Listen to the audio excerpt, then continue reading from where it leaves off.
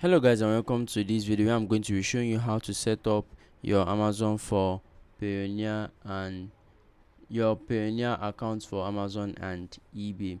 So the first thing you have to do is to go to manage options here, click on it, and you would scroll down to the section businesses. I think it's reports and statements.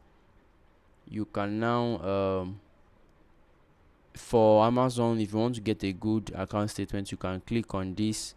But if you want to add Payoneer to your account on Amazon on eBay, you just have to go to the account adding section on these platforms and make sure you've logged in or signed in into your Payoneer account on the same browser, and then go to that website, click on the account adding option, and then choose the Payoneer option.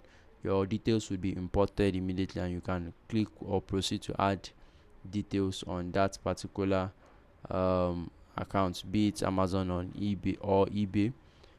And there you have it, guys. You would have successfully added your Payoneer account to any of these websites. Let me know your thoughts in the comment section and I will see you in the next one. Do have a great day.